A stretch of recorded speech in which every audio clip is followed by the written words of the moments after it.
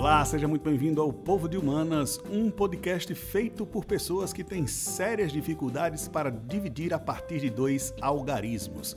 Diretamente dos estúdios Passarinho, na cidade de Maceió, em Alagoas, o Povo de Humanas busca discutir variedades. É feito para debater educação, política, entretenimento e cultura em geral.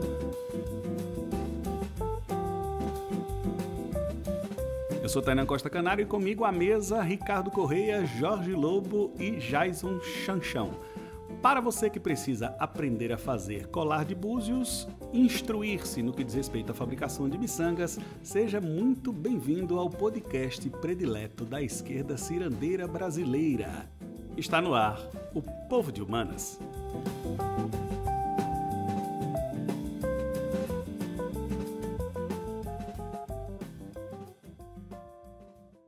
Ok, estamos aqui, vamos seguir o nosso podcast. Hoje tem, o que a gente tem? A sequência basicamente é a seguinte: cada um vai emitir sua nota de repúdio, vai fazer suas considerações iniciais e depois a gente vai seguir a seguinte ordem, beleza? Notícias de futebol, depois a gente vai falar do Exame Nacional do Ensino Médio, atualidades, política, geopolítica, economia.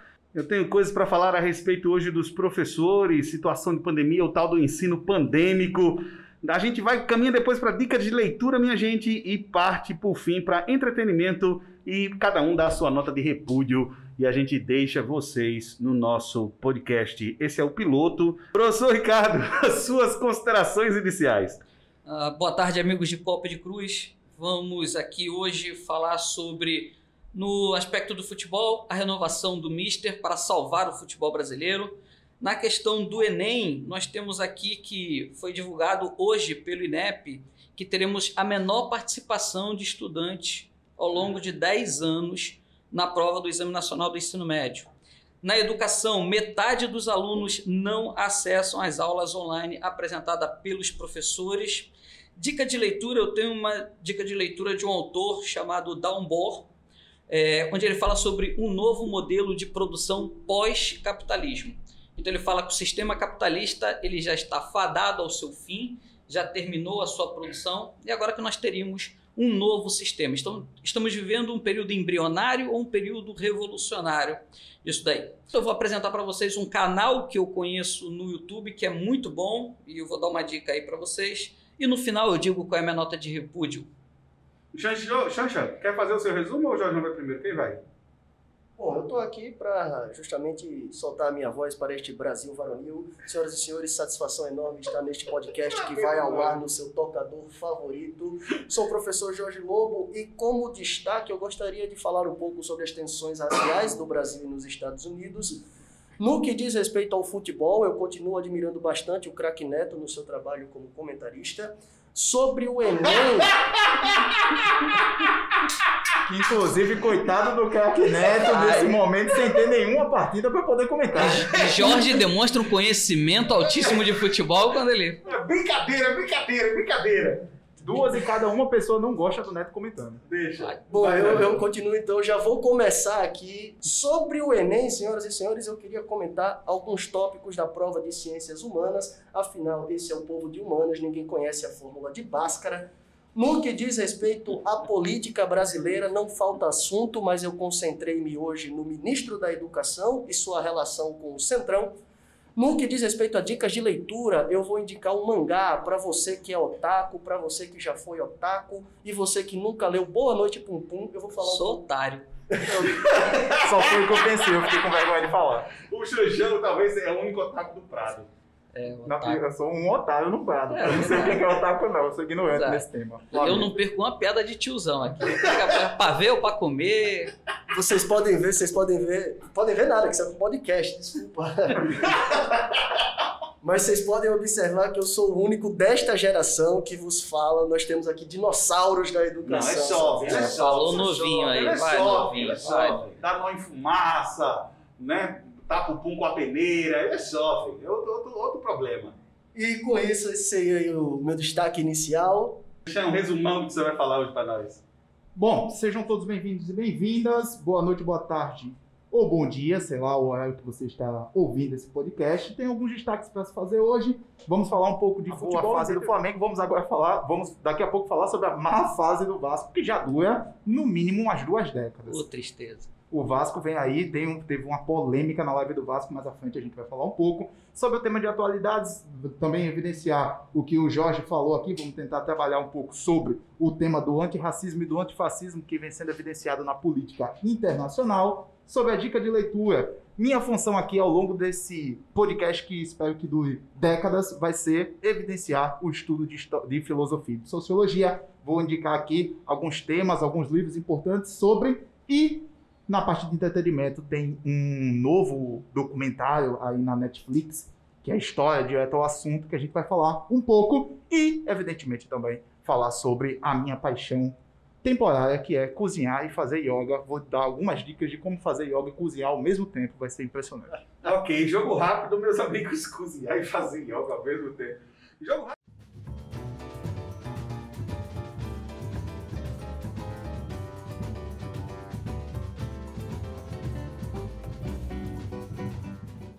Ricardo, nota de abertura já foi. Qual é a sua notícia do futebol, professor?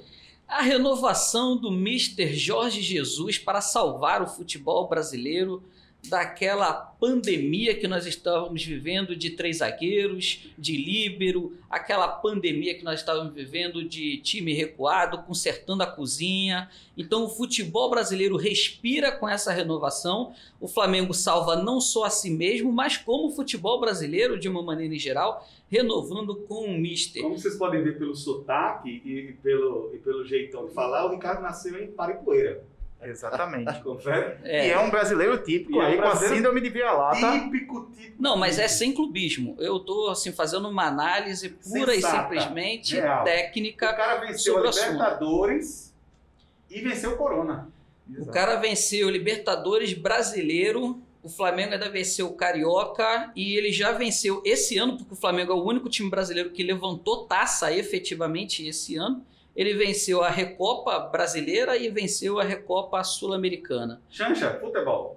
Nós vamos falar aqui sobre o Vasco. Aconteceu ontem, ou melhor dizendo, no dia... Ontem, dia 4. Dia 4, veja só, na live do Vasco, o zagueiro e capitão Thiago Castan reclamou que há 6 meses não recebe o seu salário por Ao completo. vivo. Ao vivaço, ou seja, cobrança de dinheiro ao vivo para todos os torcedores do Vasco. Vamos fazer uma vaquinha aí, gente, para ajudar o Vasco. Que fase. Mas peraí. Eu não estou entendendo assim.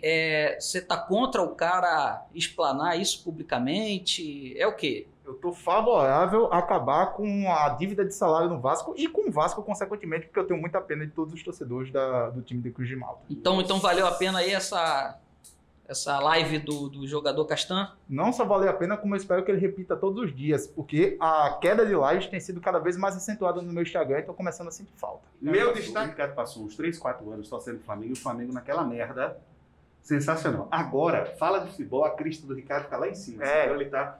O Flamengo, agora que ele ganhou o título, aí o Ricardo tá nessa fase esplendorosa. Assim, é verdade. Inclusive, eu não gosto dessa situação que eu tô, não. Porque eu tô aqui no alto da montanha.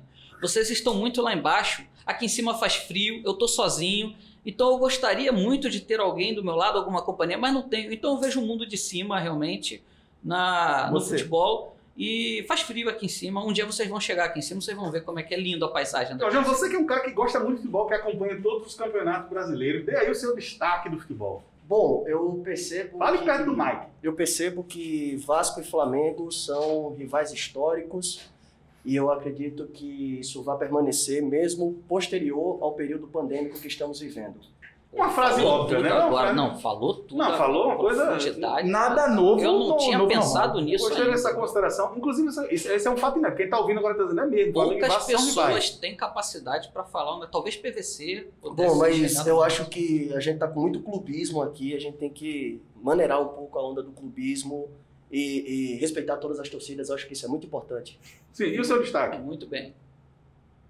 O craque Neto é um cara que eu continuo admirando bastante e para além do craque Neto, eu reconheço aqui que ele tem uma simpatia com o time do Corinthians. Eu acho que o time do Corinthians é muito bacana de se acompanhar nos jogos. Imparcialidade total, que Você nem a minha. vê que o destaque do Exatamente. Jorjão ele não significa absolutamente nada. Jorjão, no próximo podcast você vai dar o destaque do rugby, do cricket, do Eu vou procurar outros esportes, porque eu não do conheço curling, futebol. do polo. É um esporte muito praticado no Nordeste. Polo, você procura uma modalidade de polo. Eu vou procurar a equipe de regatas do CRB. que é montado em jegue. Um polo montado em jegue. Polo pode até não ter, agora que a galera usa a camisa toda, usa. Exatamente. Jorge, tu já praticou algum esporte na vida? Eu já pratiquei alguns esportes, mas não por mais de 3 semanas. Muito bem. Teve uma fase que você tava malhando, não foi? Que você virou viciado em malhação? Cara, teve uma época que eu ia bastante pra academia, eu tava no meu período Boche Fitness. Boche o quê, Jorge? Como é? Boche Fitness. Mas virei estatística nesse sentido, eu parei de ir pra academia de maneira vergonhosa. Hoje eu estou o que os atletas chamam de um frango. Autoestima. Ô, Jorjão, quando você começou a malhar, tu chamava frango de proteína? Eu chamava frango de proteína e batata de carboidrato. Às vezes só carbo. E malhar, você já me dizia que ia treinar? Depende, se eu fosse pegar peso, eu ia treinar. Agora, se eu fosse só fazer um aeróbico, era um cardio. Um cardio. Mas era um Mas era tipo, você cansava? carbo mesmo? velho, que nem galinha velha, aí você chamava carbo velho. Não, um cardio, velho. Ah, o cardio. O carbo velho é só do Aí mais eu corria 15 minutos, eu ficava extremamente ofegante, eu parava, tomava um açaí, mas foram algumas semanas proveitosas em que eu aumentei um pouco minha autoestima e em breve eu voltarei a fazer exercícios em casa. Ô, Jorjão, quando foi a última vez que tu teve autoestima alta? Foi quando malhava? Esse podcast virou uma sessão de psicanálise. Vai pro próximo bloco, Lacan!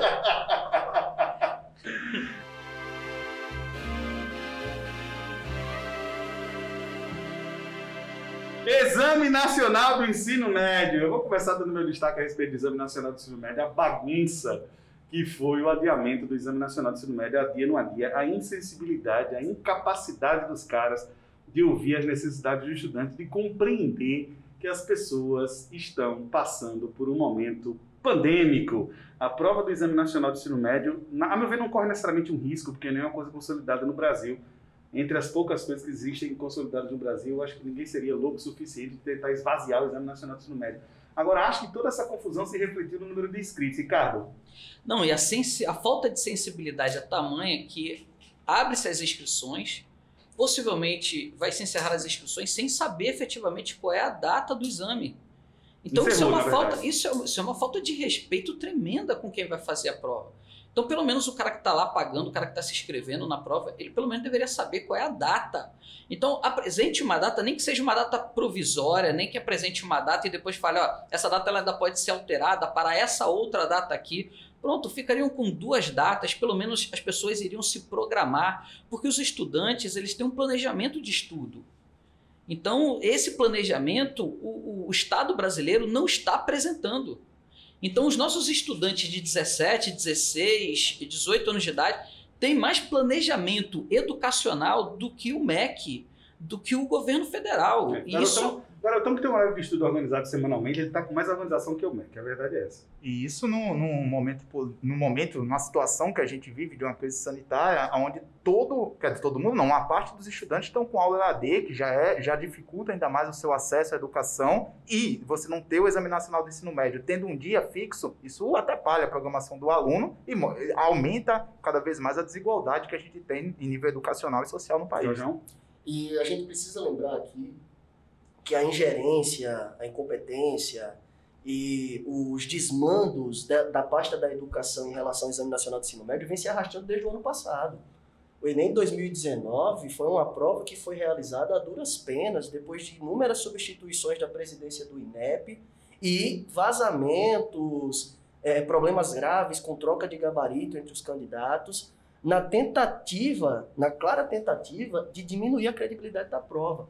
Esse ano, a gente está evidenciando um processo similar e o próprio ministro da Educação, não quero falar o nome dele para não atrair mau agouro para esse podcast, o próprio ministro da Educação ele está num processo do que a gente chama de fritura, né, uma possível eliminação do cargo, e a gente não consegue imaginar qual é o futuro. Mas ele não saiu carregado agora, do depoimento da Polícia Federal? É o segundo maior orçamento do governo federal, só perde para a pasta da saúde. E a gente tem uma incerteza Não, e detalhe, nos rumos. ele tem mais hospitais federais do que o próprio ministro da Saúde, através das universidades federais, dos seus hospitais.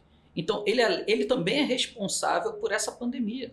Totalmente. É muito possível que a gente veja a queda de um ministro incompetente e a possível ascensão de um outro general, um outro militar no comando da pasta da educação, o que coloca, por mais que eu acredite que a prova do Enem seja uma prova de Estado e sobreviva ao governo, coloca a credibilidade do Exame Nacional do Ensino Médio, que é, se eu não me falha a memória, a segunda maior prova do planeta, em risco. Mas a gente acompanha as notícias semana a semana, os movimentos estudantis têm mostrado um certo fôlego. É possível que a gente consiga ter um Enem sem muitos tormentos esse ano. É preciso pesquisar isso. Tem o SAT, né? Tem o SAT, que é o exame americano, que inspirou o Exame Nacional do Ensino Médio.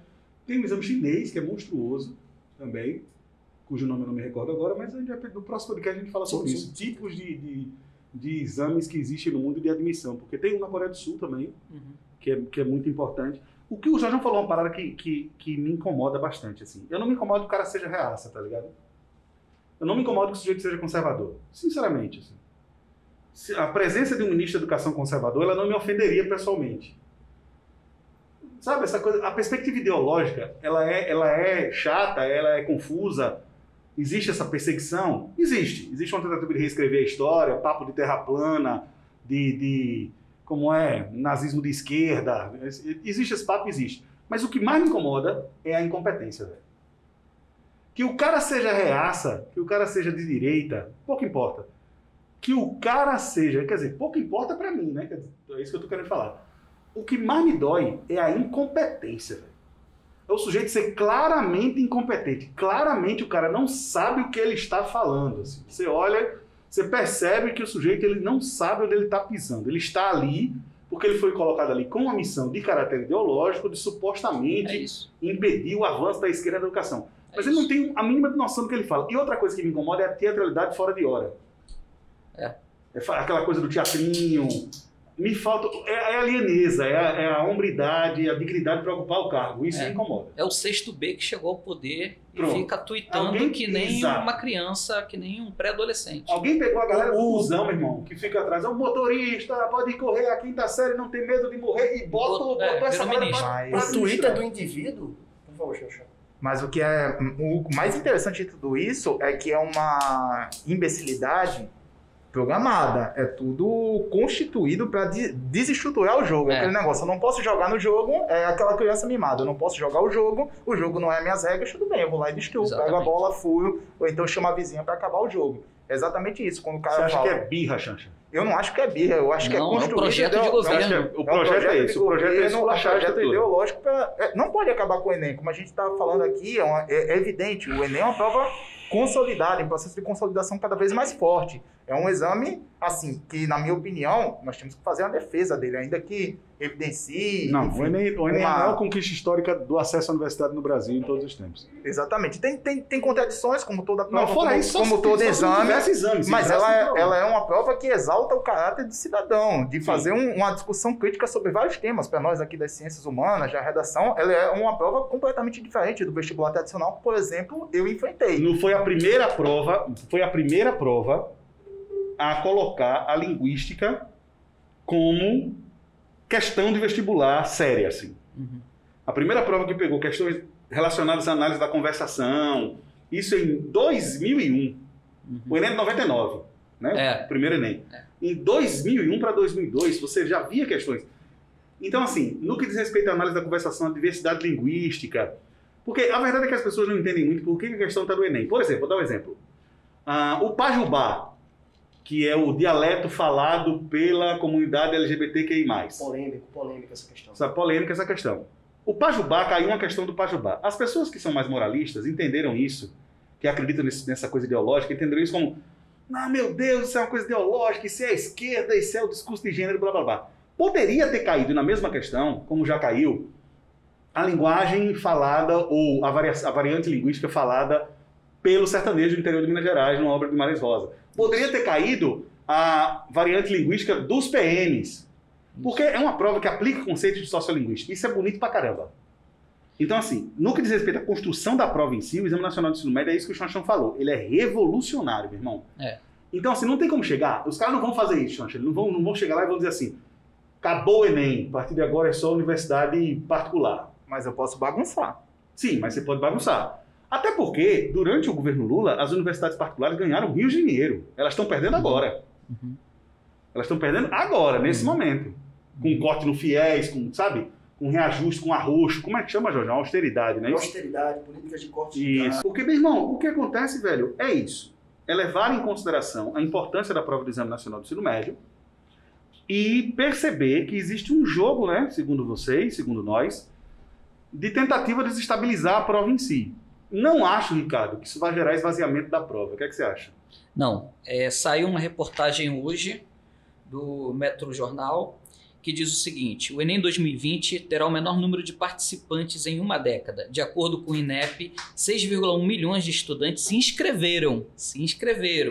O número de confirmados será divulgado após o dia 10 de junho, último dia de pagamento da taxa de inscrição. Então, esse número ainda pode sofrer uma redução.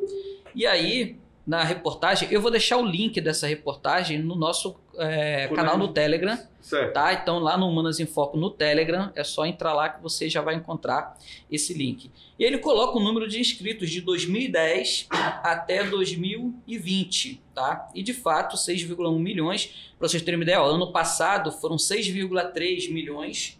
Aí, no outro ano, você ainda teve 6,2 milhões. E assim sucessivamente. É sempre assim, deixa eu só te falar uma coisa. Rola esse lance de escrever 6 milhões e 4 milhões efetivos que fazem a prova. Isso. A média é essa, né? Então, assim, é uma prova que começa a ser esvaziada porque ela vai perdendo sua credibilidade também com o conjunto populacional, uma vez que eu não tenho a data confirmada desse Enem, uma vez que ano passado a correção da prova de Ciências Humanas ficou uma coisa obscura que até hoje o INEP não conseguiu apresentar para a gente como foram feitas essas avaliações. Nós temos alunos que acertaram 35 questões, outros alunos que acertaram 40 questões e a pontuação deles foi praticamente a mesma. Nós sabemos que existe uma variação pelo TRI, só que quando a gente foi analisar questão por questão que eles acertaram, não houve uma diferença tão grande assim da qualidade das questões entre erros e acertos para você ter aí praticamente a mesma pontuação desses dois estudantes. Então, isso está fazendo com que a população caia em descrédito em relação à prova, que é o programa do governo. O atual governo, quando ele entrou no poder, ele trocou a presidência do INEP por 2 vezes. Por quê? Porque era uma ideia fazer uma intervenção direta na prova. O próprio presidente disse que iria ver a prova só que o INEP antes dela ser realizada. Mas ele é uma autarquia. E nós sabemos... O procurador do INEP impediu. Lembra que o ministro ele queria ter acesso aos dados dos estudantes e o procurador impediu. O próprio presidente queria ter acesso à prova antes. E aí todo mundo virou e falou, não pode, porque isso daqui é um concurso público. Somente as pessoas envolvidas no certame podem ter acesso a essa prova antes para fazer algum tipo de análise técnica. Então o presidente da República, o ministro, nenhum deles iriam fazer nenhum tipo de intervenção técnica e efetiva na prova. Mas o que eles podem fazer? Eles podem bagunçar a prova a tal ponto de algumas universidades começarem a se questionar. Será que eu vou entrar nessa bagunça? Será que eu saio dessa bagunça já que eu já estou dentro? Então isso vai gerando uma instabilidade para a própria prova. Que a prova tem seus problemas? Tem. Mas todo mundo aqui concorda que a prova encheu as universidades através da sua plataforma do SISU. Então a universidade na década de 90, que foi a universidade que eu entrei, era uma universidade vazia. Né? E eu tive um reitor que foi colocado pelo Fernando Henrique Cardoso e que ele disse que ele preferia ver a universidade vazia do que um bando de incompetentes circulando pelo UFRJ. Foi o interventor da UFRJ, não foi na época? Foi, exatamente. O ministro era o Paulo Renato. Um dos caras que arquitetou e estabeleceu a prova do Exame Nacional do Ensino Médio. Isso, exatamente. Então, assim, essa galera, ela quer ver a universidade de novo vazia. Ela não quer a universidade cheia. Então a universidade cheia, colorida do jeito que está, incomoda. O próprio presidente já disse várias vezes que a minoria vai ter que aceitar as regras impostas pela maioria e ele se identifica como uma maioria cristã e a partir daí esse princípio ideológico dele acaba trazendo uma interferência em vários aspectos do seu plano de governo, só não no aspecto econômico. Porque ele entrega a pasta para o liberal e deixa lá o liberal resolver e não se mete ideologicamente nessa pasta, nessa cadeira. Números Mas do é INEP. isso. Números do INEP. 81,9%, salvo engano, mas é isso mesmo, por cento dos estudantes que vão fazer Enem são estudantes de escola particular. Pública, melhor dizendo. Pública. Menos de 20% são estudantes de escolas particulares. Ou seja, o Exame Nacional de Ensino Médio é a principal porta de entrada dos jovens da periferia do Brasil para a universidade. Isso é um fato, ok?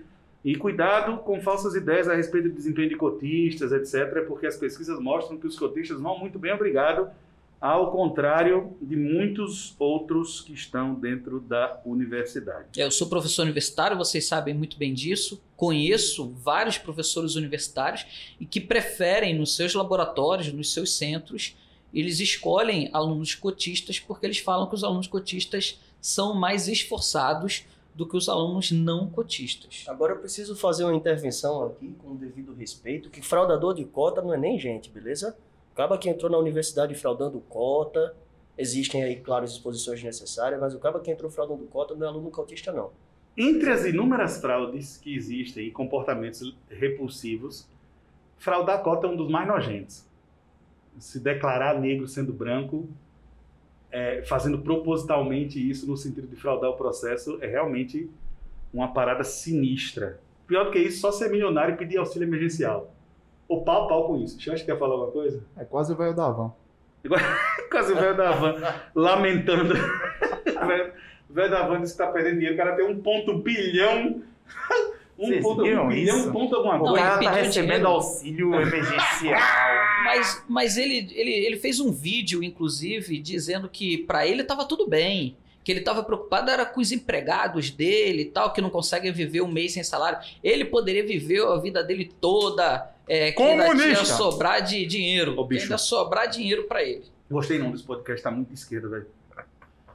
Gostei não. Tá muito de esquerda essa parada. Mas não aqui. adianta, vai ter que ser assim mesmo. É porque a gente falou do Enem, né? Essa prova comunista tem que censurar mesmo. É isso mesmo. Porra de Karl Marx. Eu quero é Gretchen, meu irmão. Aqui, essa esquerda cirandeira. Quais denominações que a gente conhece para a esquerda? O Xanxão, ele é a esquerda alho e óleo. É aquela a esquerda cozinheira. Esquerda cozinheira. O Jojão é a esquerda holindense. Não, eu sou, na verdade, direita pão com ovo. Direita eu do amo essa terminação. Eu não sei quem inventou. É a classe média que deu errado, né? Eu sou direita pão com ovo. Jojão, péssimo. O Ricardo é a esquerda Tomás Coelho. Exato, a esquerda favelada. A esquerda favela, aquela que pegou metrô, tocou na Caprichosa de Pilares. Trem. Negão. Exatamente. Imperatriz Leopoldinense. Imperatriz Leopoldinense, Ricardo, essa parada.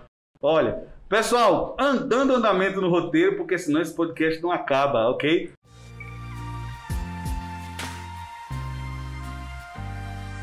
Agora, atualidades política, economia, Brasil, mundo, etc. Quem começa? Vamos nessa? Atualidade, Xanxa.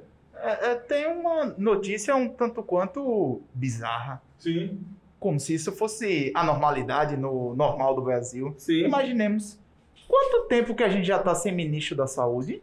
Mais de 20 dias. Em tempos de pandemia, o Brasil consegue ser um país que não tem ministro da saúde. Acho que é o único, né, que consegue isso. O nosso ministro interino, o general Eduardo Pazuello, é especialista em armazém de munições. Pois é, nós nos inspiramos tanto nos Estados Unidos, mas parece que os Estados Unidos não se inspiram muito na gente. Minha nota de atualidades é justamente essa. O Trump acabou de dar uma publicação aqui dizendo que se agisse como o Brasil, teria 2,5 milhões de mortos nos Estados Unidos. Alô, Bolsonaro, tem que ligar pro Trump. Essa relação não tá muito boa, Trump não. comunista aí, hein? Trump Bicho, esse é comunista. olha, o sinal. Olha, meu irmão, se dissesse ainda, defina relacionamento abusivo.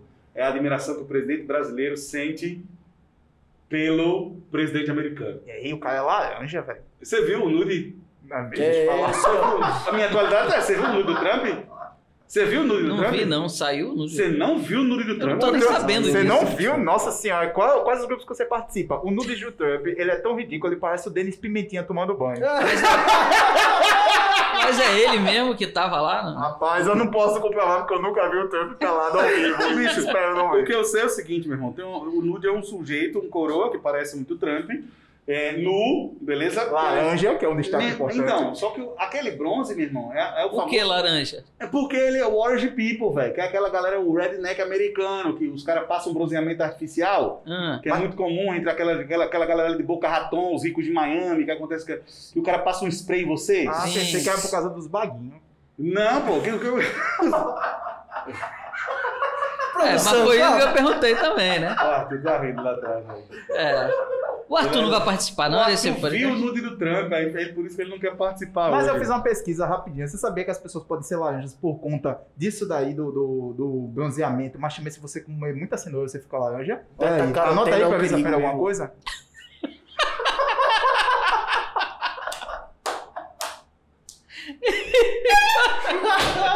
Isso é sério, eu vi na internet. Isso é sério. Eu li na internet. Viu no grupo do Prado. Isso foi no grupo da família, naqueles áudios que você recebe da sua prima. Minha prima... Manda um abraço pra prima, Xanxa, velho. Eu não, vai que ela me manda um áudio sobre um evangelho aqui de novo. O Xanxa recebe uma oração todo dia de manhã. O grupo da família é sinistro demais. Grupo da família é sinistro demais, pô. Minha prima mandando o áudio pra mim. Eu fui expulso do grupo da família, velho. Também eu cansei depois que a minha mãe mandou um gatinho com uma oração embaixo de São Francisco de Assis. Aí eu fiquei... Você que ela tinha mandado Você que ela tinha mandado o nude do Trump. Nude do Trump, não. Minha mãe não mandou nude do Trump. Mas, Tainan, me diga uma coisa. Agora vamos inverter aqui o papel. O que é que você tá assistindo de entretenimento ultimamente? Rapaz, olha, eu tô assistindo The Last Dance. Eu terminei de assistir, na verdade, que é aquela série que... Eu tô indicando essa série pra todo mundo, inclusive pra quem não gosta de esporte, tá ligado, Jorjão? O Ricardo adorou. Pergunta a opinião dele. Tu não gostou, foi? Não gostei. Não gostei. Esse bicho não gosta de nada, no fim das contas. Não, sabe por quê? Porque assim, eu comecei a assistir, achei muito bacana e tal, a série. Aí eu comecei a ver vídeos no YouTube e reportagens que falam que a série não é um documentário. Não, é sobre Michael Jordan. Exato, e algumas chalaças são contadas ali, algumas mentiras são contadas ali. Pura chalaça. Então, mandei uma Tu chalaça. quer ver verdade? Abre a janela, meu irmão. Então, é uma obra o de Scott ficção, Pippen, velho. o Scott Pippen fala que não foi nada daquilo que ele relatou. O Scott Pippen é o maior Zé Ruela. Deixa eu falar, esse bicho não assistiu a série Bom, toda. eu vou ficar com a leitura do Michael Jordan e vou ficar também com a leitura do Scott Pippen. Então o Scott Pippen está dizendo que não tem credibilidade, que nada daquilo aconteceu. Tem um outro, o Dennis Rodman também fala que... o Dennis não Rodman, foi... na verdade, a galera tá dizendo assim, que a história tá sendo O contada... ex-empresário dele a também história está tá sendo dizendo contada, que não a foi história assim. está sendo contada unilateralmente. Mas o que me fascina em The Last Dance, assim, para que todo mundo fale a sua indicação aí de entretenimento? O que me fascina é o mindset do cara. É como o Michael Jordan se motiva para competir. O que é que te fascina? O mindset. Repita. Isso é muito Mindset. coach, essa palavra, Que né, é, cara? Eu vou É a palavra afirmar a coach. vocês que essa É palavra ainda não muito chegou na ponta ruim grossa. fazer podcast com gente que não fez a cultura inglesa Basic One. Mas A não minha fiz nota de mesmo, não. repúdio Exato. vai pra isso, parceiro. Que é isso? Não, eu É preciso muito perguntar difícil. pro meu coach o que isso significa. Você precisa perguntar... Bicho, o negócio é o seguinte. Vê, o Jordan, ele arruma qualquer coisa para se motivar. E ele pressiona os outros companheiros de time. O episódio 7, para mim, é emblemático na série. São 10 episódios. Para mim, a série, aquilo ali não é sobre basquete. Aquilo ali é sobre como um jovem americano, dotado de um talento extraordinário para praticar um esporte, consegue, a meu ver, com muito treino e também com muita preparação e muita capacidade, tornar-se o maior jogador de todos os tempos. Para mim é sobre isso. É sobre como ele consegue, inclusive, gerenciar o grupo. Porque lembrem que basquete é um esporte coletivo. O Jordan não é o Michael Phelps. Sacou? Ele não entra na piscina nada e vamos nessa que eu sou um monstro. Não é assim que funciona. O Jordan, ele consegue pressionar. O depoimento do Steve Kerr que aparece. O Steve Kerr é hoje técnico do Golden State Warriors, etc. O Steve Kerr era um jogador mediano, branco, filho de um professor universitário, que sempre foi secundário. E ele pegou uma briga com o Jordan. Os dois trocaram tapa no treino. E ele fala sobre como o Jordan atuava sobre os outros, assumindo inclusive o papel de vilão, no sentido de buscar uma forma... Imagina que nós estamos trabalhando junto aqui, fazemos parte de um time. Eu quero que o time ganhe. Para que o time ganhe, você precisa jogar bem. Então eu vou fazer você jogar bem de todas as maneiras possíveis, inclusive arriscando a minha imagem com você e a minha relação pessoal com você, para que o time possa ganhar. Para mim, The Last Dance é uma grande série sobre a figura do Michael Jordan, evidentemente, mas principalmente sobre gerenciamento de grupos e pessoas. Até onde vale a pena você buscar gerenciar relações pessoais para poder atingir o objetivo. Para mim, The Last Dance é sobre isso. E é Essa é a sua dica cultural. Essa é a minha dica cultural, assistir a série e tirar suas conclusões. Na plataforma Netflix? Na plataforma Netflix. Boa. Por favor, pessoal, suas dicas de entretenimento. Minha dica de entretenimento é uma plataforma que eu conheci na internet. Inicialmente eu conheci pelo Instagram e depois eu vi alguns vídeos através de recomendação do próprio Instagram para o YouTube, que é uma plataforma chamada Terra Negra. Quando eu fui ver os caras do Terra Negra, eu falei, pô, era exatamente isso que eu achava que estava. O Vitor, ele é um dos diretores do Terra Negra e ele dá capacitação, inclusive, lá no YouTube Edu, para os professores. Inclusive, Ricardo, abrindo um parênteses, fica aqui os meus mais sinceros parabéns aos profissionais que já estavam na internet antes e que não sonegam informação. Os caras que viram o desespero de outros professores e foram fazer vídeo dizendo, você pode gravar o vídeo assim, o microfone que você usa é esse. Essa galera merece muito respeito. Continue. Não, claro. E aí eu fui ver o trabalho dos caras e é exatamente o que eu achava que deveria ser feito em geografia, que eu conversava com o meu pessoal, falei, pô, eu vejo as aulas assim de geografia nas redes sociais e tal, nas plataformas, e não era uma aula interessante.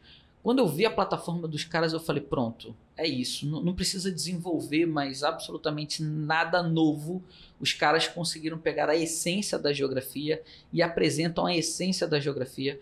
Então, eu convido todo mundo, vou deixar o link de novo lá no nosso Telegram, sobre o Terra Negra. Convido todo mundo a assistir os vídeos e a seguir o Instagram do Terra Negra. Xanxa, o que é que eu assisto? O que é que eu vejo? Você tem duas opções comigo. Aqui é um cardápio muito vasto para você. Arroche. A primeira opção é também na Netflix. Tem um documentário, um novo documentário, saiu acho que tem 2 semanas por aí, que é um documentário chamado História Direta ao Assunto, onde tem diversos episódios curtos de 20 a 25 minutos falando sobre diversos temas. Tem, por exemplo, sobre o crescimento da China e a aposta da China enquanto uma principal superpotência no mundo aí nos próximos períodos. Tem falando sobre o surgimento e a proliferação da AIDS, sobre o petróleo, enfim, diversos temas históricos, sobre geografia, sobre filosofia, sobre sociologia, enfim, sobre ciências humanas como um todo, sobre ciências humanas como um todo, desculpa aí a pausa, e muito interessante, e vão ter outros capítulos, vão ter outros episódios, então vale a pena assistir para quem quer conhecer. Essa é a primeira, Xanxa. Isso. E a segunda? A segunda é sobre culinária. Opa, agora, peraí, deixa eu pegar aqui agora, meu caderninho de receita. Peraí, pelo amor de Deus. Que agora sim, agora Sobre começou culinária, o podcast. Não, Ainda tiramisu a outra dica eu caguei pra ela. Não, Não foi assim. exato. Eu quero saber culinária, vá. Enquanto vocês ficam me ridicularizando, eu queria dizer que cozinhar é uma das melhores coisas que a humanidade já produziu. Muito bem. Eu queria dizer que... Inclusive, quando eu conheço uma pessoa, a primeira coisa que eu pergunto a ela, você sabe cozinhar? Não, eu pergunto em quem ela votou na eleição passada. É verdade, muito bem. Não, aí eu senti um sarcasmo aí. Então, antes... Mas você cozinha gostoso? Um pouco, depende, você vai comer do meu... Você nunca me chamou pra comer. Ô motorista, pode correr! A quinta série não tem medo de morrer! Vixe, os caras baixaram o nível do negócio. Vamos bem! Se é pra baixar o nível, a gente mas é que eu queria prestar uma Isso homenagem. aqui ainda é um movimento. Jorgeão, vaza o áudio depois, viu? Vaza aquele áudio. Eu queria prestar uma homenagem. Bota o pi. Jorgeão, vaza o áudio. Áudio, momento, áudio vazado. A gente interrompeu o Xanxa, velho. Xanxa, vai lá, por favor. Sim, qual é? Eu tenho uma crush. Momento. Vamos botar uma música pra isso acontecer. Ela é minha crush culinária. Eu sigo ela no Instagram já Alô, Vitória. Quem mais? Vai. Já sigo ela no Instagram há muito tempo. E eu não perco um episódio do Cozinha Prática com a minha querida e amável Rita Lobo. Nossa. Rita Lobo devia ser embaixadora Cozinha do Brasil. Prática. É muito interessante o nome do programa. Rita Lobo faz tudo Prática. Enquanto vocês estão aí. Eu tentei assistir 2 programas da Rita Lobo, Cozinha Prática. O Ricardo, peraí, deixa eu adivinhar. Você não gostou? Não, por uma razão muito simples. É isso! Metade do que ela apresentou ali na Cozinha Prática, eu sequer sabia que existia. Não é que eu não tinha na minha cozinha, não. Então, assim, são também os não momentos- tinha. Curry. Rapaz, ela tem cada tecnologia e ela tem cada tempero que veio do alto das montanhas do Himalaia, da vertente norte, A ignorância culinária é muito feita e alta. cultivada por não sei tá quem. faltando alfabetização na série de gol. O Ricardo é impressionante, ele só sabe de geografia. e de Gente, Flamengo. a Rita Lobo ela é tão sensacional na cozinha prática que ela me ensinou que você pode fazer um tiramisu trocando o mascarpone pelo cream cheese. Você Alguém já não- sabia Eu disso, não Massa? entendi nada nessa frase. Exatamente porque você é ignorante. Como é que é o nome do negócio? Repete. Você pode ir fazendo um tiramisu. Você O pode... tiramisu. Isso, que eu não Isso tenho é uma tempo. comida japonesa, Não, né? É não, Tiramisu. é uma faixa de relevo do interior do Alasca. É uma rocha, é uma pedra. rocha. Tiramisu. uma pedra. Exatamente. É um peixe cru isso aí? Isso, aí você pode trocar o mascarpone pelo cream cheese. Anota aí também pra ver se você aprende Pode alguma trocar coisa. o quê? Não sei, depois daqui do Deixa programa eu fazer ele uma intervenção, pô. O tiramisu é uma sobremesa italiana que foi... Ninguém perguntou. Ninguém quer saber. Sessão o que é o Jorjão, informações aleatórias. É. Vá, vai lá. Sessão Jorjão, informações aleatórias. Vá, por favor. Tiramisu é uma sobremesa italiana muito gostosa que é feita à base de café e de algum queijo cremoso, principalmente o mascarpone, que pode ser substituído pelo cream cheese. Segundo a Rita Lobo. E o tiramisu... O ele cream é- cheese não é aquele que vem com sushi, que a gente pesca o salmão já vem com cream cheese? Vou dizer onde vem cream cheese daqui a pouco. Não é?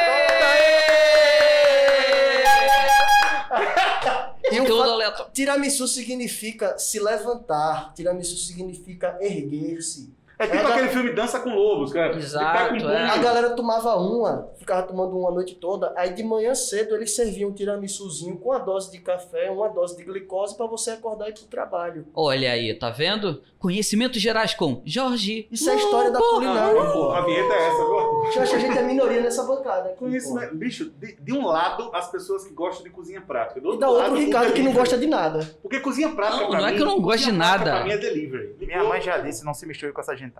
Ih, Beleza. pronto, começou aí, Não, pessoal. não, chegou o Kiko na live agora. É, Chegou o Kiko na live. Ricardo, apresente o podcast, meu filho. Vá, conduza. O que, é que você quer falar agora? o que eu quero falar? Minha dica de leitura, pô. Dica Sim. de leitura extremamente importante O aí. site do Flamengo. Toda semana eu vou vir aqui e vou trazer uma A dica de biografia leitura do Jorge relacionada... Tem Relacionado uma à estátua geografia. do Jorge Jesus no banheiro dele. Ele veio lá, fale. Não, o banheiro é do Gabigol. Então, assim, a minha dica de leitura é uma dica de um diálogo. Ainda bem, eu pensei que era estranho eu ter um post do Neymar. Ricardo tá defendendo mais português do que o Sérgio Buarque de Holanda. É, deixa. O Ricardo tá defendendo mais português que o Sérgio Poucos vão entender essa piada. Não, só entenda essa piada quem tá estudando Sociologia. Raízes do Brasil. Editor José Olímpio, eu tenho a edição de 66, que eu sou livreiro. Mas Olha, vai, Ricardo, o que é que você quer que a gente Mas, leia? mas Jorge Jesus foi o verdadeiro português que descobriu o Brasil. Bicho. Então vamos lá agora. Sem clubismo. Não, sem clubismo, nem um pouco, nem um pouquinho mesmo. Vá. Então vamos lá. Tá demorando que ele tá botando óculos. Dalbor. Tá demorando porque ele não sabe usar óculos. Vai, Um Ricardo. dia esse podcast vai ser gravado. Dalbor. Dá um bó. Isso, exatamente. Ele escreveu um livro que fala sobre a mudança no sistema político, organizacional, econômico global. Então ele está dizendo que o capitalismo ele está fadado, ele está acabado. Assim como o feudalismo tinha o seu principal instrumento econômico a terra, Sim. e o capitalismo tinha o seu principal instrumento econômico a fábrica, nós estamos entrando em uma era que o principal instrumento econômico será o conhecimento. Então, será necessário, e aí não existe uma determinação do que é o conhecimento. Não existe algo que seja academicista. Não é um elemento, o conhecimento não é algo que você consegue simplesmente dentro da academia. A academia era só mais uma das ferramentas de conhecimento que você pode adquirir com o seu núcleo social, que você pode adquirir com o seu núcleo familiar, que você pode adquirir na universidade, ou então você pode desenvolver técnicas, você pode desenvolver software, você pode desenvolver tecnologia de uma maneira em geral. E então essa nova atividade econômica ela descentraliza poderes históricos como o da terra e como o da Deixa eu ver fábrica. se eu sabia. Poderes e saberes também. Poderes e saberes? No sentido de centralizar saberes, se eu aprendo várias coisas em Sim, exatamente, perfeito. Mas ainda continua mostrando uma forte segregação, porque não são todos que terão potencialidade de desenvolverem conteúdo, conhecimento. Então, uma grande massa populacional no planeta ainda vai ficar subjugada a essa que será a classe dominante no futuro, a classe dominante do conhecimento. Cara, isso me lembra o enredo daquele filme Elysium, que atua o Wagner Moura, que é com o Neil Blomkamp, aquele diretor sul-africano. Não assisti. Fala sobre uma sociedade ultra tecnológica, mas que constrói uma estação espacial que orbita fora da Terra. Só que só pode ir para Elysium quem tem grana. Então, a sociedade que você está falando nesse livro, parece que ela vai evoluir o suficiente. Por exemplo, o Elon Musk, Jorjão, explorando o espaço, Jeff Bezos. A sociedade vai evoluir para a descentralização de saberes e poderes, porém, haverá uma classe dominante ultra tecnológica. E em Elysium, a Terra é transformada meio que num enorme campo de trabalho e os ricos vivem em Elysium. Entende o que eu estou falando? Uhum. Isso me lembrou o enredo do filme Elysium. E aí, minha gente, vamos nessa? A dica... O livro anterior dele, o título era A Era do Capital Improdutivo. Então ele já apresentava uma forte crise. Aí você já ouviu falar. Pronto. Ladislau então, Dambor. Isso. Então... Ladislau Dambor, né? Ah, é Dambor. Ladislau Dambor. Então, ele já apresentava ali uma forte crise dentro do sistema capitalista atual, né? Então, por isso é que ele observa já uma mudança do comportamento. Eu acho muito legal que você O que eu estou trazendo é um livro aberto, tá? Certo. Então, eu vou deixar o link também lá no nosso Telegram.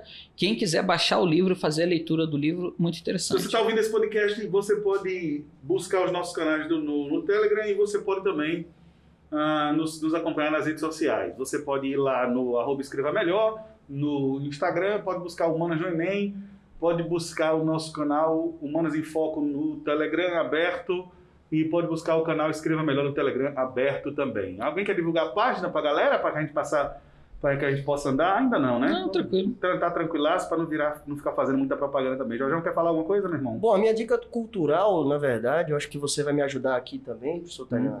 É um mangá, como eu estava me referindo aos otakus, aos K-popers, aos admiradores e admiradoras da cultura. Agora. É comida também, que nem a Não, do... o Ricardo também Tá. não gosta disso. Tá? Cara, não é questão do Não, vestibular, cara, talvez essa você cultura japonesa aí de Cara, a mangá, cultura japonesa Bicho, de não fala mal de animação. K-pop, senão... Olha o a gente vai etnocentrismo sair aqui. daqui e sofrer um atentado. Eu nem sei o que é Não. K-pop. você pode K-pop relaxar. é um movimento cultural muito forte, muito forte. E ele tem mostrado uma presença nos lugares mais inusitados. K-pop naquele bonequinho que fica com cabeção na... Gente, não vamos levar a sério o Ricardo nesse debate, que o Ricardo só sabe Bicho, vamos fazer... Ele entende de K-pop o que eu entendo de Vamos fazer o futebol. seguinte, eu fico calado aí, o podcast tem 3 pessoas agora nos próximos o 30 Ricardo, ele só sabe Ah, pô, diferenciar eu vim o aqui pra japonês, o chinês aprender. e o pastor. Vocês não têm Você- paciência eu- de eu- ensinar, Você fica já me difícil. ensinou uma parada, porque eu pensava que os caras que eram geógrafos só lançavam livros sobre pedra. Opa, olha aí. A semana que vem eu vou trazer um livro sobre minerais e rochas do Brasil. Olha Minerais e só. Rochas do Brasil. Minerais e rochas Então tá do Brasil. fechado. Próximo Extremamente podcast, importante. Pô, só não Não. traz uma pedra, porque senão esse podcast Não vai é desandar pedra, total. é Não traz rocha. uma Pedra pedra- não existe. Tá, mas se você trouxer uma pedra, o Jorge vai querer fumar e vai... Não percam a diferença semana que vem entre granizo e granito com o professor Ricardo Corrêa. Existe Exatamente. granizo? Existe granizo e Existe existe chuva de granito. granito? O Caba conseguiu transformar Ó, se o você momento morar dele. do lado de uma pedreira e estiverem quebrando tudo, pode chover granito na tua casa. O Arthur falou isso pra mim já. Meu irmão, tu viu chuva de granito? Falou ou não falou? Tu falou granito? Porra, meu irmão. Tô lembrado desse Arthur, O Arthur fala não chuva de manda granito. essa, não. O Arthur Chuva fala de chuva de granito. granito. Fala. O Caba Filizola conseguiu fala. transformar a conversa, o assunto nele. Ih, Parece não, que ele perdão, falou- foi mal. Nós tava Vai, falando fala de aí. K-pop, o cara como que ele Fala não do gosta. mangá, fala do mangá. Tá. Eu vou falar primeiro do K-pop, porque você disse que tá aqui pra aprender. Ah, porque é diferente o mangá e o É K-pop? diferente. Pra mim, Uma o cultura mangá coreana, era outra o cultura K-pop. japonesa. Apresenta o pô. podcast, eu vou embora, meu irmão. Rapaz, Pô, cuidado aí, Senta cara. que lá vem conversa, lá vem o esquerdo palestrinha. vai. Rapidinho, Vai, esquenta bem a rápido. palestrinha, Velho, o por favor. K-pop é um movimento sensacional. Inclusive, os fãs do K-pop conseguiram inundar o sistema de vigilância de câmeras da polícia de Nova York com um fenômeno que é o fancam. Só se fala em outra Fancam coisa. são vídeos curtos de 8 segundos, 5 segundos, com imagens do seu ídolo. Então você tem um movimento muito forte da juventude global Ah, que já superou a indústria pop norte-americana em números, que é o pop coreano.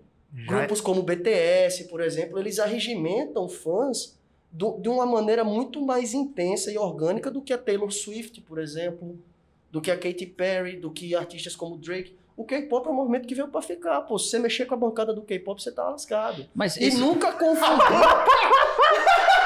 Eu tô começando a ficar com medo já dessa rapaziada aí.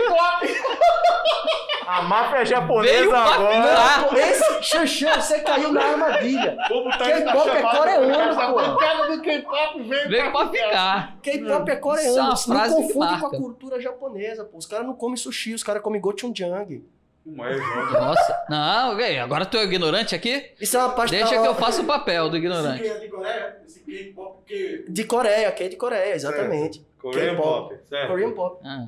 Do Japão, a minha dica cultural... Vem do Japão. Do Japão. Não da Coreia. Tu já foi pra lá quantas vezes? Nenhuma. Se for sushi, vai levar uma lixa. Não, que sushi o quê, pô? Tá maluco? É o mangá. Vai levar uma lixa. Uma lixa aí. Ô, motorista! Pode correr! A série não tem medo de morrer! É isso. Isso é de quem jogava no time da oitava A dos jogos internos, tá ligado? No meu tempo era lixa de cuspida, mas Exato. vocês já estão preparados pra essa vida? Que é isso? Eu te entendo, camarada, eu sou da periferia Não, também. não, Nossa, peraí. Os fragmentos da Não. ditadura na Agora vai educação das rolar uma crianças no Brasil. competição pra ver quem tinha mais brincadeira de periferia quando era pivete. Rapaz, deixa o cara Eu, quando falar era do negócio pivete, do eu gostava Japão de ler aí. um mangá do Inyo Asano chamado Boa Noite Pum Pum. É um mangá dividido em 6 volumes. 7. Sete? Né? 7. 7 volumes, verdade. Você não leu o último. Inclusive ele pediu emprestado até agora me devolveu. Pode dizer, eu não li o último porque pra mim nunca teve fim. Boas histórias nunca terminam. Ó, meu irmão, eu não sei se vocês estão se divertindo, estão ouvindo aí, mas eu rasgo nesse podcast, eu rasgo. Sim, vai o negócio lá do O Inyo Japão. Asano, Boa Noite Pum Pum, um mangá extremamente Boa noite, pertinente. pum Aí, pum, é aí, uma aí, coisa tão... aí é sério, é Porra, sério, é sério. Você não dá nada por ele, mas ele é bom, velho. É É bicho, bom. Não, o negócio é o imagina, seguinte, essa história aí imagina. é 18 mais, tá ligado? É 18 Uhum. mais. Muito massa. O Pum Pum Onodeira, ele é um jovem Uhum. que tem uma vida familiar, é um drama familiar isso. É do Inyo Asano. Inyo Asano é um quadrinista, um mangaka que a gente chama, né? Um mangaka japonês. Importantíssimo. Ele está em fase de transição de gênero. Ele é uma figura muito conhecida. E ele escreve mangás que não tem herói, não tem elfo, não tem explosão. São dramas familiares. Ele lançou no Brasil, ele ficou conhecido quando a LPM lançou Solanin dele. O que é que ele faz? Ele tem uma técnica muito bonita, que é meio que desenhar as coisas por cima, quase como se fosse uma fotografia. Boa Noite Pum Pum, o personagem principal, que é o Pum Pum, ele é retratado como um pássaro, um pequeno pássaro. E a narrativa, ela gira em torno do fracasso pessoal desse indivíduo, que tem uma mãe desestabilizada, um pai que se separa dele e que tenta sobreviver. Boa Noite Pum Pum é também a minha dica, é muito forte, é depressiva a obra, muito, mas é muito forte, não perde, porque existe, Ricardo, uma espécie de preconceito contra obras ligadas à cultura japonesa, etc. Como se fosse uma espécie de paraliteratura, entende o que eu estou falando? Como se não tivesse valor diante de romance. Não, eu acho que o preconceito ele é dado muito mais pelo domínio cultural norte-americano e ocidental de uma maneira em geral do que da literatura ou das culturas orientais. Sim. Eu falo muito Mas isso. se bem que hoje as novas gerações elas consomem muito mais as culturas orientais do que até mesmo as culturas ocidentais, né? Para mim, o marco Ou disso, não o quanto. marco disso que o Ricardo falou para mim é a explosão de Akira no cinema. Sim. Tá ligado, João? Quando Akira explode no cinema, isso se existe uma migração de uma espécie de eixo cultural. E tem também os estúdios Ghibli, que é aquele grande estúdio japonês de animação, que é uma espécie de... Eu não diria que é uma Disney japonesa, porque não é a mesma linguagem, então. Mas eu acho interessante. Mas o que você gosta mais em Boa Noite Pum Pum, pra galera ouvir? Cara, em Boa Noite Pum Pum, o personagem desenhado como um pássaro, no meio de outros personagens reais, mostra todas as etapas de crescimento do Pum Pum Onodeira. Então você tem dramas adolescentes, todas as temáticas candentes da juventude ocidental aparecem ali de maneira bem desenhada, com um roteiro muito bem escrito. Então você tem, por exemplo, a primeira paixão, o primeiro beijo, as descobertas sexuais, as frustrações na escola, a necessidade de conciliar trabalho com ensino, que são dramas extremamente pesados, mas que a gente olha por alto, a gente vê por cima. A gente tem uma tendência muito forte na nossa sociedade a minimizar os dramas adolescentes e dizer que eles são apenas dramas adolescentes. Eles são apenas dramas infantis, eles não têm o peso que eles têm na constituição de um ser. E o Boa Noite Pum Pum consegue literalmente desenhar isso, sabe? Tá difícil de entender, eu desenho, ele foi lá e desenhou, o Inyo Asano, E é muito sensacional, muito sensacional. Ele é 18+, ele é muito bom para jovens, efetivamente. Ele é 18+, mas a galera que gosta, meu irmão. Pô, cultura ocidental não falta. O cara assiste Naruto, o cara É. assiste desenho já para 18+, ele vai ler o mangá 18+. Mas ele é muito bom também para quem já passou por essa fase, olhar em retrospecto, com a visão de fora, com personagens que são muito fáceis de você se identificar. Então é uma jovem que é extremamente pobre e ela precisa, por exemplo, se prostituir, entrar na indústria de filmes pornográficos. É um jovem que é extremamente pobre, precisa abandonar a escola, abandonar a faculdade para trabalhar. Uma mãe completamente desequilibrada. Bicho, é pesado o negócio. E eu gosto muito também porque é uma narrativa familiar, sabe? Porque muito embora eu goste bastante de Harry Potter, essas coisas, minha parada é uma literatura familiar. Eu encerro com aquela frase do Tolstói, né? No início de Guerra e Paz. Toda família feliz é feliz da mesma maneira. Agora, cada família infeliz é infeliz, cada uma à sua própria maneira. Pra mim, a grande literatura, o grande cinema, o que eu gosto mesmo são dramas familiares, velho. Dramas familiares, pra mim, são do caramba. Xanxa, quer continuar ou vamos para as considerações finais ou alguém vai indicar mais alguma parada? Indicar rapidinho um texto, um livro, que foi lançado recentemente, há 2 meses atrás, de um professor de história lá da UNB, o Daniel Gomes de Carvalho, que também dá aulas de filosofia na internet, na minha opinião, um dos melhores, não, o melhor professor de filosofia Grande Daniel, na grande internet. Ele fez um livro chamado Filosofia para Mortais. E nesse livro, não é um manual de filosofia, evidentemente, quem me conhece sabe que eu sou um pouco alheio a manuais de filosofia, mas é um texto muito inteligente falando sobre diversos temas importantes, como amor, como ética, falando de relações sociais, inserindo dentro do contexto diversos autores importantíssimos aí da filosofia, do longo da história da filosofia, como Aristóteles, Kant e tantos outros. Então, rapidinho, é um texto que eu acho que vale a pena, tem aí para vender, foi lançado há pouco tempo. É um livro barato, custa na faixa de uns R$30 e vale a pena todo mundo que gosta ou quer introduzir nos temas de filosofia ter e ler, porque vale a pena, é uma leitura muito gostosa e rápida. Eu quero mandar minha indicação e mandar aí que eu indico também esse livro. O professor Daniel é sensacional, temática sobre vida, morte, amor e filosofia contemporânea de uma maneira bem didática. Abraço para ele. Boa, rapaziada, você está ouvindo o Povo de Humanas, um podcast cirandeiro, cozinheiro e geógrafo. Vocês viram que o Ricardo não tinha um adjetivo. É porque ele não gosta de adjetivo. Mandar um abraço para todo mundo do Campeonato Brasileiro de Dama e para todo mundo do Campeonato Brasileiro de Dominó. Se você já sentou na calçada para jogar um dominó e dar um rajadão de cena, você mora no meu coração e nós somos irmãos e caminhando lado a lado, sem gato por lebre. Vamos para a parte final do nosso podcast, onde cada um vai dizer a sua nota de repúdio e agradecer. Este foi o piloto, você está ouvindo o programa número 0, que vai bruto, vai cru ainda, que a gente ainda vai aprender a editar, porque a gente ainda tem que aprender, ainda tem que assistir muito tutorial no YouTube. Agradecendo ao Arthur, que está na técnica, o nosso querido Arthur Finizola. Na técnica, sim. Na técnica. Arthur Finizola. Arthur Finizola. O famoso, esse bicho está desconsiderando o famoso parente do Cleito Rasta, ok? O mais conhecido também como pai da Malu, beleza?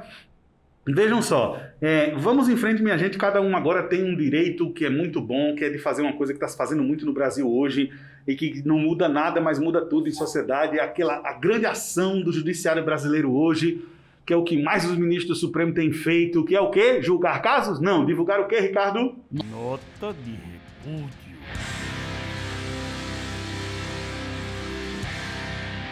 Professor Ricardo Correia. Minha nota de repúdio? Pois não. Eu queria falar nota de repúdio para máscara de pano. Rapaz, máscara de pano é muito ruim. É muito ruim mesmo, assim. Eu tentei usar máscara de pano e não dá. Fica molhada. Fica molhada, fica... É muito... A tua máscara que tu tá usando aqui é de quê? É TNT, é descartável. É descartável, né? Ela parece uma fralda, né? Que ela pega a minha cara... você parece que botou uma Pampers na cara, assim. Exato, a ideia é essa mesmo. Eu falo pro vírus, quero ver tu entrar aqui. Nem merda entra. Nem merda entra, só sai. Exatamente. É invisível, né? Então é isso, minha nota de repúdio vai para a máscara de pano que fica molhada conforme eu vou falando e tal, e fica horrível. Então usem máscara descartável, TNT, você vê aí que é mais higiênico. Ele não sabe, ele pensa que tem que usar máscara de pano o dia todo, como ele usa a descartável. É só 2 horas, meu irmão. Do que? Máscara descartável é só 2 horas. Então, né? não, a de pano também. Depois você troca e lava. Ah, é? É. E você tá fazendo isso? Não. A população brasileira tá fazendo isso? Não. Então. Nem o presidente tá fazendo. Não, mas Não, o mas presidente... aí- porra, você quer tá exigindo... Porra, pô, aí o cara tá andando de cavalo, Bicho, pô. O cara pelo tá amor andando de de Deus, cavalo, deixa o cara andar de pô. cavalo em paz. É, Então, por que você pô. tá reclamando da presidência? Mas vocês estão falando. Por quê? Deixa o homem trabalhar, rapaz. Exatamente. Você tá torcendo contra. Vocês estão falando de Isso é que cavalo. atrapalha o Brasil. É você torcer contra. É. É um absurdo isso. Vai cozinhar, meu irmão. Nota de repúdio, Xanxa. Minha nota de repúdio são os supermercados maceienses que não tem mascarpone pra eu fazer meu tiramisu na medida, assim como os Meu italianos Deus do fazem. céu. Bicho, essa sessão de culinária nesse podcast, ela é uma Não. coisa... Rita Lobo, se você estiver me escutando em qualquer canto Ah, ela desse vai estar país, disputando Vai, sim. ela não, tem que A ouvir o Rita- Xuxão hoje, Rita né? Lobo tá preocupadíssima. Manda com a numa sua opinião. Tupperware um pouquinho de mascarpone pra eu fazer. a Minha receita nota original. de repúdio vai pro canal off. Por quê? Porque, tá velho, desligado. o canal off é o seguinte, toda vez que eu ligo o canal off, eu quero ver a vida que eu não vou ter e a viagem que eu não vou fazer. É. Eu liguei o canal off recentemente e eu vi uma sessão de meditação com uma criatura meditando e fazendo yoga no sofá no meio da pandemia. Eita, em falar em yoga. Ah, Hum. Tu já assistiu o canal da Pri Leite Yoga? não. Meu irmão, assiste ela. Ela vai lhe ensinar a respirar e colocar o seu umbigo na coluna. Minha nota de repúdio vai pro Xanxa hoje. Vai pra Rita Lobo. Eu adorei essa. Vou botar. Botar Nossa. um umbigo na coluna? Botar o umbigo na coluna. Poxa. Aquilo é um momento só Ela seu. mostra isso É um no momento vídeo? só seu. Não, porque você vai estar de olho fechado, porque é um momento só seu. Ah, é um momento só seu. Exatamente. Tá certo. Vocês não então. estão prontos pra isso, gente. O meu chakra tá em outro nível. Entendi. Mas É um super saiyajin, o chakra dele tá em outro nível. Ele matou o Não Vegeta. param as referências à cultura oriental aqui, Ele, né? ele matou o Vegeta ontem. Oi, eu sou o Goku. Oi, eu sou o Xuxão. rapaz, eu tenho uma certa ressalva assim com o canal off. Pra variar, né? Eu tenho um certo Mas problema. peraí, deixa eu adivinhar. Você não gosta do canal off? Eu não gosto muito do canal off. E eu vou dizer pra vocês o porquê que eu não gosto muito do canal off. Por favor. É porque toda vez que eu coloco lá, parece que eu tô vendo a mesma coisa que eu vi ontem, que eu vi anteontem, que eu vi... Porque é quer sempre que uma- alguém surfando, é sempre alguém Você quer com surfando. a onda... Eu acho que eles estão com um filme só, com 2 horas de duração, e eles ficam repetindo aquele negócio 24 horas por É um dia. show de turma virtual, né? E eu Live 24 horas. E fica só naquilo ali, e o nego tá pensando até agora que tá vendo alguém surfando. Mas aquilo ali é um vídeo já antigo da década de 90 e tal, que o pessoal fica colocando lá. Essa é a minha impressão do canal off. Bicho, eu gosto quando os caras descem daquele Não, tua negócio nota de repúdio é do canal off, como é que você gosta? Não, pô, minha nota de repúdio é pra aula de yoga no canal off. Cadê o paraglider? Ah, tá tendo aula de yoga agora? Tá, pô, a mulher sentada no sofá lá, pô, É meditando. com a Pri Leite? Abrindo chácara? Meditando. É com a Pri Leite? Abrindo chácara, igual o Xuxão, abrindo chácara. Cadê o paraglider, meu irmão? Pode crer. Cadê o cara escalando a montanha, meu irmão? Só de Cadê Cadê cabeção? aquela fita de 2 horas do surf? Cadê a fita? Não, eu acho que são mais de uma fita, porque sabe aqueles lances que você faz pra provar que não é um robô? Tipo, tira uma foto fazendo assim, tira uma foto segurando um papel. De vez em quando aparece no canal off o cara numa prancha gigante com um labrador na ponta. Então o cara é tão rico, tão habilidoso, que ele bota o labrador pra surfar com ele. Aí aparecem umas coisas aleatórias, o cara surfando numa moto, o cara surfando de ponta cabeça, o cara surfando de chapéu. Só pra fingir que tá Só pra renovando fingir, tá ligado? o Esse vídeo negócio de de 2 botar horas. cachorro pra fazer esporte é uma resenha, porque Acho tem um surreal bocado... isso, A internet pô. tá repleta de vídeo de bulldog andando de skate. Eu comprei um bulldog empolgado com isso há muitos anos. O meu bulldog tem 5 Por que, anos. tu imaginou você andando de Eu skate fui e o com o bulldog bulldog. tipo... Eu acho mais fácil o Bulldog andar de skate. Meu irmão, Eu tô com pena do skate. Eu tô Por com pena quê? do Bulldog, olha que vida. Pô, eu tô com pena do skate. o meu cachorro só dorme, nunca praticou esporte. Expectativas foram criadas na vida desse Bulldog. Coitado desse Bulldog. exatamente. Bicho, é foda, velho. É foda. Um abraço pro meu bulldog.